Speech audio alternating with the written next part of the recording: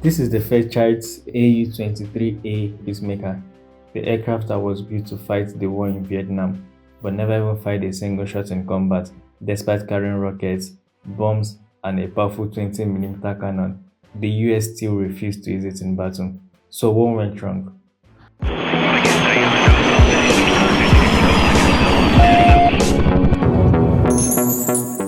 It all started in 1954, when Vietnam was split into North and South after gaining their independence from France. The North was led by this man, who aimed to unify the country under communism, but the South refused, and this disagreement quickly escalated into a full-scale war. So the United States stepped in, not just to support the South Vietnam, but to stop the spread of communism across Asia, because they believed that if Vietnam became communist, other countries would follow. And this idea, known as the containment, drove the United States to provide weapons, funding, and military support to the South, that's to the South Vietnamese. Now, the big question is, among other aircraft that existed then, why choose AU-23? Anyways, the answer is very simple. The enemies the South Vietnamese faced, which were called the Viet Cong, didn't just fight like traditional armies. Instead of fighting in open battles, they used the guerrilla tactics, meaning they were hiding in jungles, moving in small groups, and launching surprise attacks. So this made fast, high-powered jets far less effective in this kind of environment. So during the war, the United States had to work closely with the Republic of Vietnam Air Force to come up with this program called the Chase Program. And what the Chase Program was all about was to use a small civilian lightweight aircraft, modify them to carry weapons, and design them to take off and land on short and rough airstrips. And that's because, as I said earlier, relying on advanced fighter jets was a waste of resources, considering how the Viet Cong operated. Also, the Vietnamese Air Force were less advanced with limited training infrastructure, so they needed an aircraft that was very easy to fly and very easy to maintain. So this approach made it simpler, cheaper, and more adaptable to the terrain. In order to meet the chase program's requirements, the United States, instead of relying on building an entirely new aircraft, they had to develop the AU-23A from the Swiss-built Pilatus PC-6 Porter, and that was how the AU-23A was born. The AU-23A was a lightweight attack and utility aircraft that was designed for counter-insurgency due to the ongoing war in Vietnam.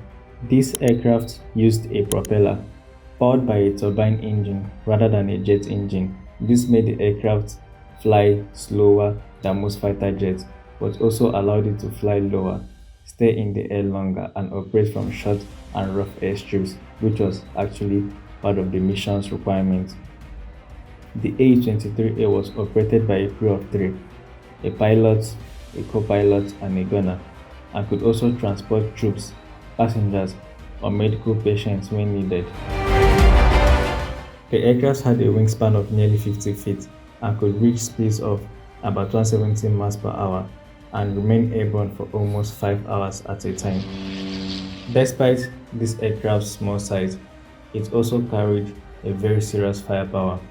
It was equipped with a side-firing 20 mm 3-barrel M197 cannon, 4 wing pylons for carrying external weapons and equipment, and a center fuselage station for carrying weapons.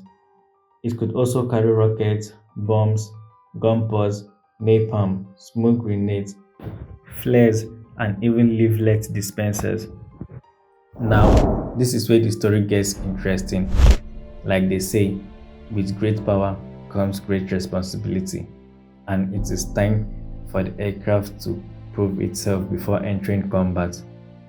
The United States had to perform this program known as the PAVE COIN program, which was an evaluation program conducted to determine whether a small, lightweight aircraft like the AU-23A could actually survive and perform effectively well in real combat conditions. And on paper, the aircraft looked promising, but during testing, something else happened. After it was tested and evaluated across 8 different mission types, including close air support, military escort, reconnaissance, border surveillance, resupply missions, and counter-infiltration operations by the 4400 Special Operations Squadron. Survivability became a major problem. It was extremely vulnerable to enemy fire because in order for it to spot enemies, it had to fly low, and flying low exposed it to deadly ground fire. Even light anti-aircraft weapons could easily damage or destroy it because it had little armor protection for the pilots or its critical systems. And the problem also didn't stop there. There were also structural cracks which were discovered in the rudder assemblies, forcing several aircraft to be grounded for repairs. And shortly after, another AU-23A crashed due to an engine failure, raising even more concerns about reliability.